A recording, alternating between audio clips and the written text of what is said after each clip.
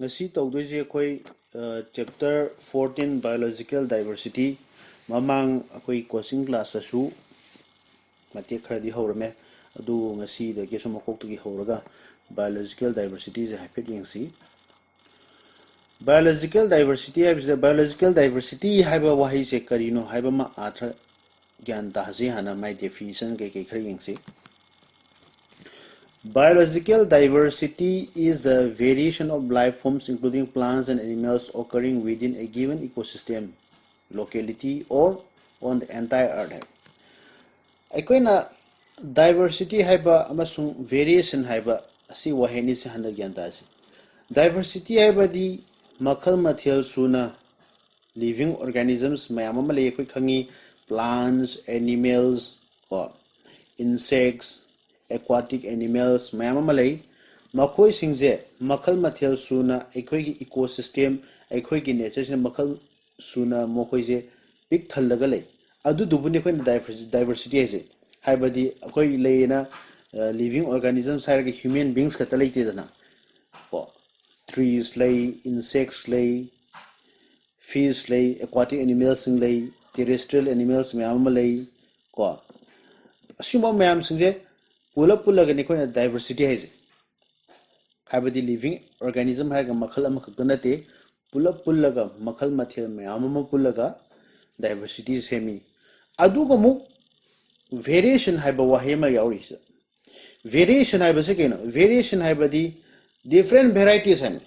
akoi mue bada hai ro mue bada su different varieties samna bada akoi mongoloid oiba ko negroid oiba sumba makhal mayam ama khaidoi asi jibuni ko na biological diversity hai je biological diversity hai wa hai ji kitang sangmal le haidana word ani semi da ma se kitang sangmal le haidana wa hai ni je punjal laga samna hai bi hai biodiversity haina ko biodiversity haina haini biological diversity di koi malena biodiversity hain hain ado yengzi aikoi maruina biodiversity tamdoise keno natural environment kedoba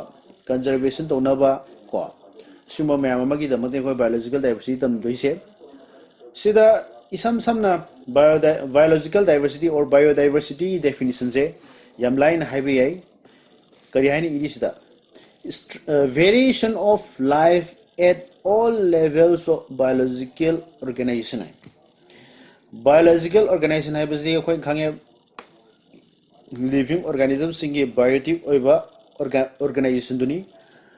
makhoi singda leiba variations mayam variation ai khange in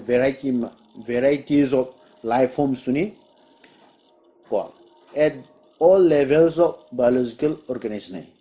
biological organization da koina samna hai ba population hai si population mayama human population hai ba lai human population si da variations mayama lai ko simba mayam sing ju hai bi aduna at different levels of biological organization variation lai ba dubuni mana se definition oina sam bi pi se aduga mu ecology sing हाइबदी ecology study तोबा ecology सिंग पीबा biodiversity की definition लई कईनो करी हाइन पीरी totality of genes species and ecosystems of a region है टोटलिटी ऑफ जीन सिंग अपुनबा स्पीसीज अमसुंग इकोसिस्टम ऑफ ए रीजन है जीन्स नो ना खंगरे हाना मैंने जीन्स है बिजन खंगा मनी लिविंग ऑर्गेनिजम्स दा कोई ना जीन्स सिंग यावी को species and ecosystem of a region है जीन्स सिंग की अपन जीन्स सिंग स्पीसीज अमसुंग इकोसिस्टम सिंग की अपन बदुबुनी कदाई दा फंगवा रीजन अमदा अदुबु कोई ना बायोडाइवर्सिटी है ना इकोलॉजी सिंग नसी नहीं इकोलॉजी सिंग न पीबे डेफिनेशन नहीं अदुगमो 1992 United Nations Earth Summit in Rio de Janeiro ko sida biodiversity की definition pi summit haibase leba ma'am sing pull up toba meeting amani haiba yai United Nations singi art meeting ni ko masida kai hari the variability among living organisms from all sources including inter alia terrestrial marine and other aquatic ecosystems aduga high definition je United Nations na sinai United Nations na sinaba definition ni yo the variability among living organisms of all sources hai living organisms sing gi marta variations mayam amalei ai di varieties mayam amalei haina khan gi je variability is the variability among living organisms from all sources hai including inter alia inter alia haibase koina maruina yengise koi endangered oibugumba minor oibasing ko makoi sing sida makoi sing su keno very manage the variability among living organisms from all sources including inter alia terrestrial marine and other aquatic ecosystems and biodiversity United Nations Earth Summit 1992 ko sida pirisi ki doba biodiversity have a variation mayama top or variety mayama kadaida living organisms single laibaduni kari kari yauna inter alia abdi minor oiraba endangered oiraba singdo yaure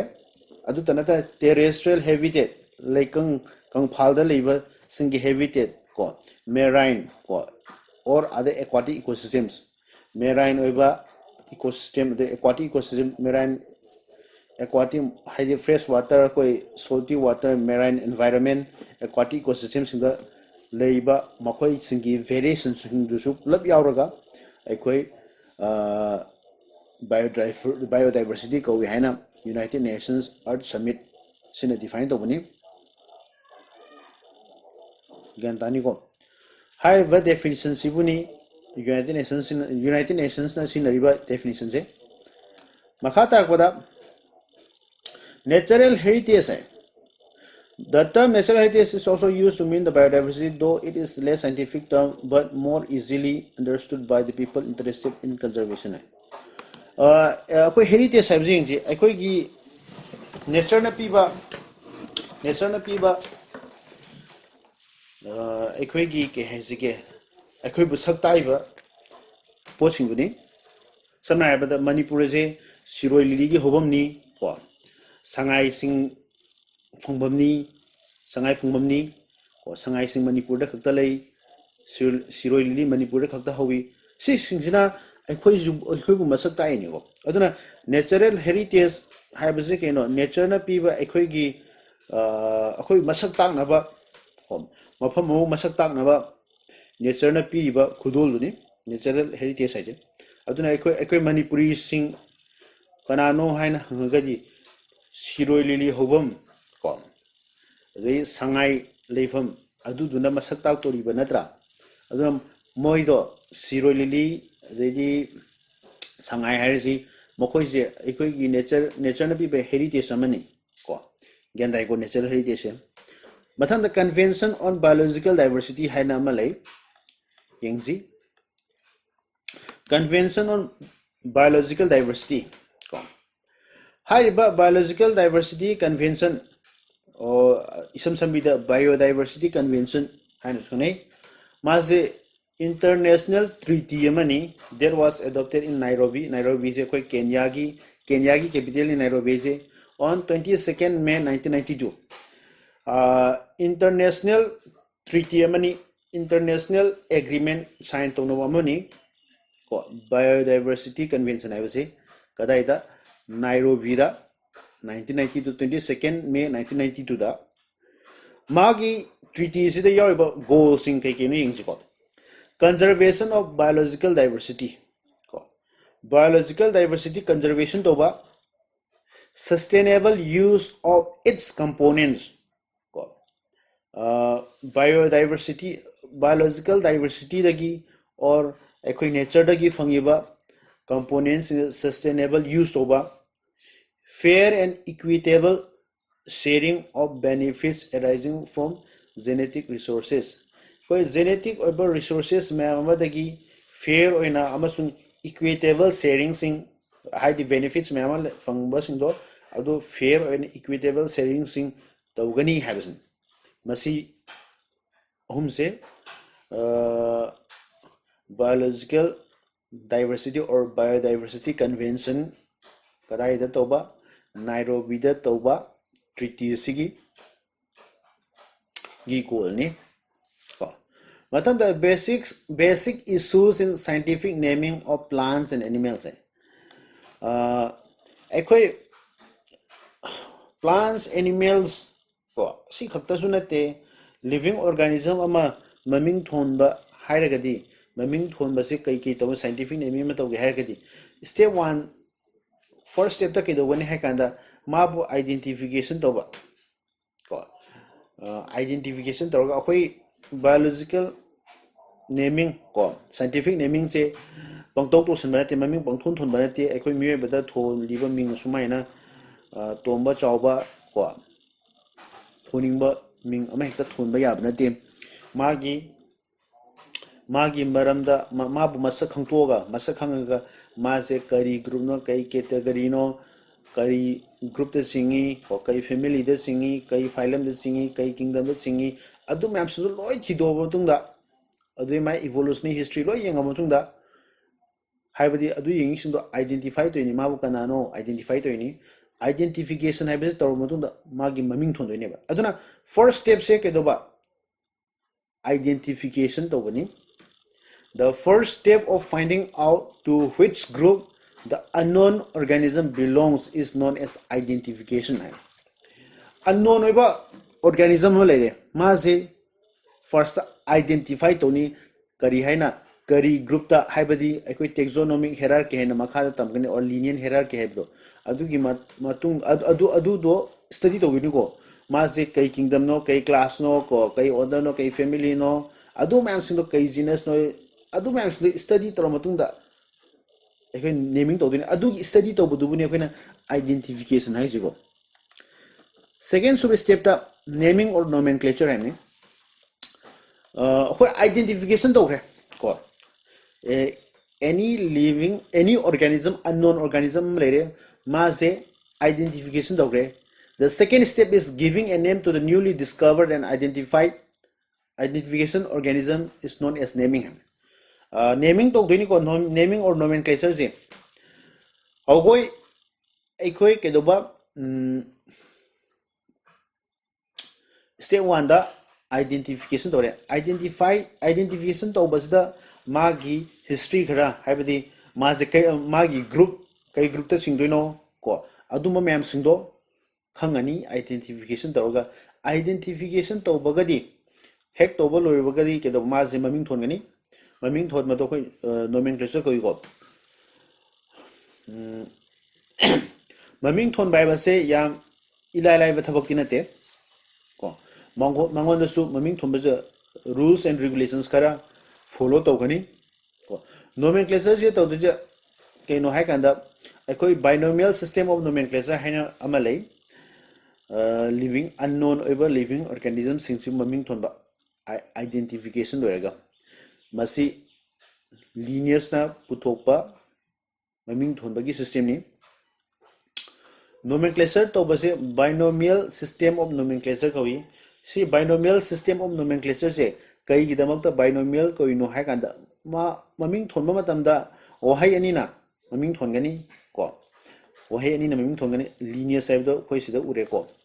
si binomial system of nomenclature linears na high system se 1758 ta mana introduce ogani magi system zi matungina kari haina le yengsi ko according to this system a scientific name of a species of organism should made up of two Latin or Latinized words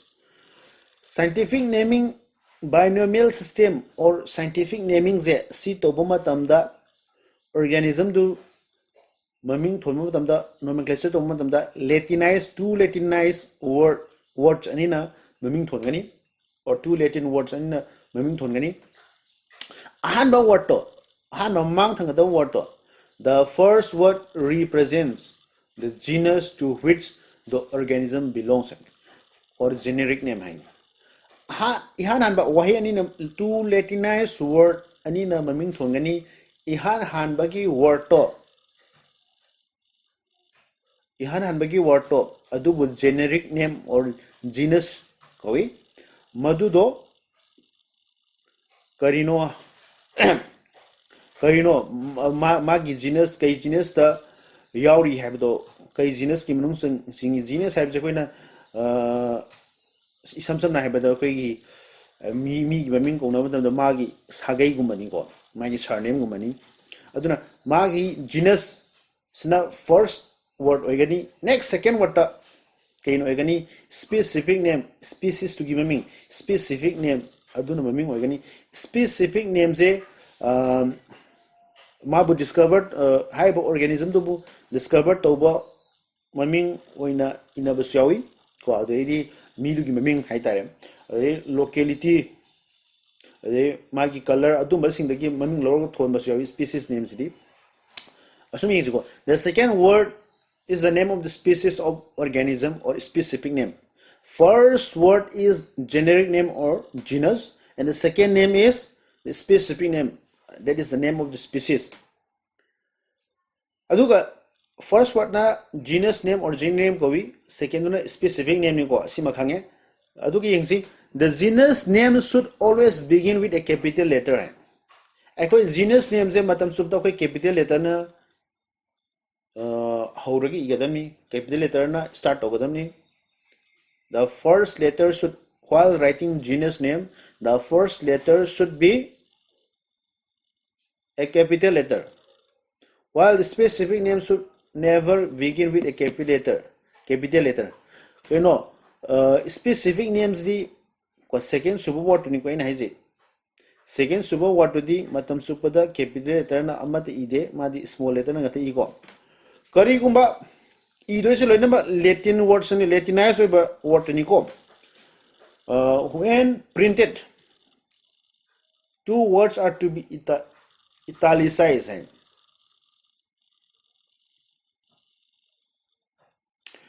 Printing to matamda italic oina print ogadamni adubu handwritten oina to matamda di akoin iriba handwritten to gi makhada word ani to gi makhada ikoina underline to godami ko sei rule se binomial nomenclature or scientific naming the follow to godami masi lineage se bibni amtanga ni se ko first binomial nomenclature have a word any meaning tholi adu gi ni binomial nomenclature kai se the first word is the generic name and the second word is the specific name simakhange adu komo binomial nomenclature se si iba matamda genus se capital letter na hogadabani magi first starting letter se capital letter na hogadabani second gi akoi specific names di loinam small letter de idan ma gon capital letter ya roi kemba printed to matamda printing to matamda ko maze haiba scientific naming se italic oiba words se igadavni aduga hand written to matamda na ire genus species ire adu makhad underline to odamni sini ko haise sije ekoi scientific naming or binomial nomenclature iba naming to bagi system ni ko rule duni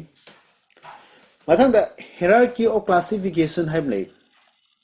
hierarchy of classification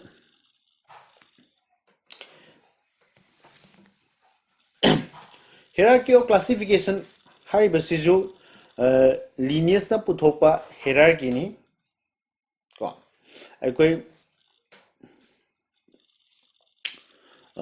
different levels of category मैम खाइदोगा हाइब hierarchy से सेमी को hierarchy of classification taxonomic hierarchy or linear hierarchy है नसु खंगनै मागी hierarchy से के मतुंगिना categories मैम खाइदोई categories different levels of category के है ना phylum class phylum, class, order, family, genus, species है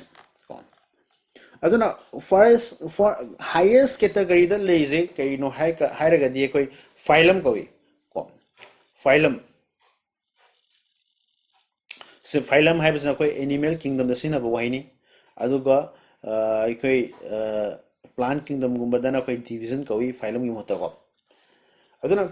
a phylum includes animals which possess a common characteristic feature है common characteristic feature लेबा को organ animals सिंदो अदु दो phylum अमर यावगनी है समना है बता कोई animals सिंदा chordata non chordata खाइदे chordata सिंदो phylum अमर दो रहनी non chordata ना तो phylum दो रहनी अदु तना तना plant kingdom दा कोई ना Thallophyta, Bryophyta, Pteridophyta मैम खाइदो इधर ना अदु Thallophyta है तो plants सिंगी दी division अमने अदु मायना phylum का division के जैसा माने phylum है बस ना animal kingdom से सिना बा division है बस ना माजे plant kingdom दा सिना बा वाहिनी मथंग दा class नहीं it is a taxonomic category between phylum and order है class है बस taxonomic category phylum को order class की मखा दा कोई order है लेनी अनी सी मतलब इबा category नहीं a class is a large group of organisms who share certain common characteristics हैं common over characters सिंग वाह लेकिन phylum दगी दी माज ना मुकुब थरा इन्हीं को phylum दगी class तम मुकुब थरा class से order तम मुकुब थरा कनी को last species दा बागी species नुमा खक ले हुदनी को माना मोई characters सिंग माना बस सिंग yenga sum खाइदरोक नहीं it is the taxonomic category between phylum and order a class is a large group of organisms who shares certain common characteristics है common ओइबा characteristics सिंग की मखा पोना अखोई ngसागी एन हाइग्रे अखोई human beings हाइ रोइसी अखोई animal kingdom सिदा अखोई chordata खाइदे chordata हाइबा phylum सिगी मखा दमो अखोई mammal सिंग को class mammal ओइबा class non mammalian class अदमाय खाइदे को अदमाय class mammal है mammal सिंग कोई mammary gland सिंग यावगनी गेंदाई ना mammal सिंग कोई mammary gland सिंग यावगनी non mammal सिंग दी लेरोय यावरोय सुमाइना phylum दगी class सम खाइदोरे को phylum से केदो अहम बदा आई ना हाई सिदा सु उनी को होरेन लास्ट सि मुनि युं को animals kingdom दा केदो बा kingdom animals phylum the chordata class mammals को order केदो बा order the primates family the hominids अदुई केदो बा genus the homo species the homo sapiens है कई द बेस ओ खाइदो जुसि द मरम इरे सिदा मो आइना ज्ञान ताना बेसुम हाइबनी को कोई phylum सि मखा द class है ले it is a taxonomic category between phylum and class order है माउंदा आई नो जेबदो phylum द गिमो कुथरक पदा mammals non mammals kana खाइदो पे अदु class नि कोम class mammalia class non mammalia तो है ना दमाई खाइदो पे मतन class की मखा order है ले it is a taxonomic category between class and family को family का class की मर्क लेबा taxonomic category नि in order is a subgroup under a class which is divided based on presence of certain characters and characters mammal akoi yengsi sida example pi da haida ga di gyan taro ngasai phylum da ke dogre koi chordata chordate sing haina phylum ama lere khalaji phylum ama lere chordate sai phylum ama lere ma ge makha da mu khaidwe class mammalia non mammalia khaidwe order da mu yengsi order da mu mammal sing sidem khaido pe primates non primates sing haina primates non primates sing haibadi kaidano masak mong magi paliba makhut masa aduda yengaga khaidok pani ko primates non primates haje ko mammal sing dagi mu kaido ba primates oida bam khaide मथंग दा primates non primates di khangi ko koina mag haidok bagi maram do primates ko bagi maram yaw bani makha do su ibni ko magi masamong magi features sing mokut masa palba adum bagi masamong sing du makha pona haidok bani primates non primates abisi mathang da family. It is a taxonomic category between other genus. A family is a group of organisms among which the differences are quite minor. So the differences in yamna minor about differences in later family da koi hominids and yaw bodo adu yo ko hominids ma primates ki khaidore ni ko hominids yo mi yo hominids so primates ki makha da leva category ni hadi primates ki mu hena kup dharai ni ko mangon moi sing de minor differences sing ure genus mathang is genus it is a category between family and species. Only very closely related species are grouped together in a single genus. Single genus amada closely related oiba species in kateyawi ko. The genus is just like the surname of a person. Koi gi locality da hai koi locality da koi imung singje magi sagai gi matungina imung mayam ama khaidok be adum haina genus family dagi mo genus da koi surname na maram oidaga imung khaidok pa adugumna genus dagi mo animal singje tongana as like division of households by surname as like that to a particular animal or to a particular family. The family can be divided according to certain characteristics, just like division by surname to the household. That particular division is known as genus. Next species singji species ke no taxonomic last category ko manam mahon de further division lektre ko leibasu yadre. It is a basic taxonomic unit to define a definite kind of living organisms. Any two individuals are said to belong to the same species if they are able to interbreed and produce fertile offspring. Species ama hairzen species se keno species se last category ni taxonomic hierarchy gi last category ni keno maonda di kedogani hakanda individual sing same species ta belong to ba individual sing makoi da interbreeding to ba yagani aduga fertile oiba offspring sing produce ogani ham species ta yaise ngasai mathaki genus di ingiko genus sida samna habada genus ta leigadaba individual ani low recalaje individuals in the same genus low recalaje low riba individuals sing do makoi da interbreeding to yaroi ko fertile offspring produce o yaroi genus adu species sidari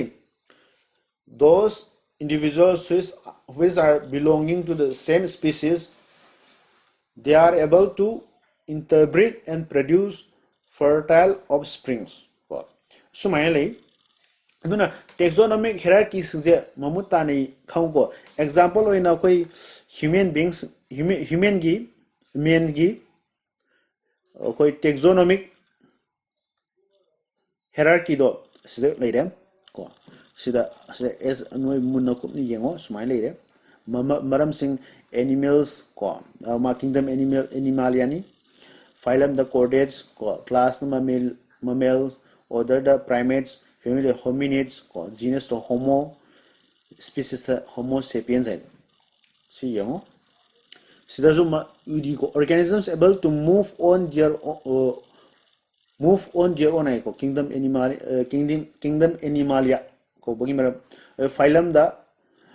chordates animals with a backbone hai ko class the chordates with fur or hair and milk glands em akhoi mammals ko bogi maram ni ko si ai ko chordates with fur or hair and milk glands are primates mammals with collar bones and grasping fingers ai family hominids primates with relative flat face and three-dimensional vision ko gan nani ko si yeng bada grasping finger ga sida primates ki dia je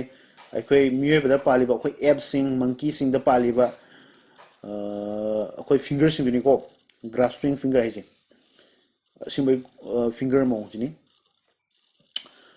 hominids tamu khange ko hominids the primates with relative flat faces and three-dimensional vision three-dimensional vision leba flat faces sing leba adu maduni ko hominids ai je primates tamu khaidurai ni ko hominids ai ma flat face leba flat faces sing leba three-dimensional vision leba makoi jini ko hominids ai je primates se khaidur bani hominids sai mo kaida ko homo ain leire si genus ni hominids with upright posture ko upright posture de matak ta erect oin leibo lepa and large brains and brain capacity am wamba brain capacity wamba ni homo sapiens is keno members of the genus homo with a head forehead and thin skull bones and sida height forehead haibam loise keno hai kanda aikoi laibaki sauche yamna pak chaubuduni ko haiche laibaki sauche haibdi pisunga sam hoiba sigi marakse khara pak laibaki sauche pai atopa ape sing yengma matamda ape sing atopa ape sing da koin king gorilla chimpanzee mokoi mem sing da yenganda makoi gi sigi laibaki sarukse yam kahena pak ta miyoy ba yengna si pak paje kaino khoi brain capacity wangi brain gi so yam chaure brain capacity wang had hena inti ke se yam singe kole adu ni ko haije ko aduga homo sapiens sing da ke da woni thin skull bone sing legani hai ko sumaina aikoi taxonomic hierarchy se si example si loina raka khoi ure fazana yengo ko yumda aduga sing je class note oina loina mi tho class note oina loi itho ga haibadi boy coaching gi notebook to loi tho ado marama ta each question pir kani aduga any doubt able sing discuss on imba sing whatsapp group ta anytime or anytime sum haro discuss tausi khangda sing ko question le ga so okay thank you everyone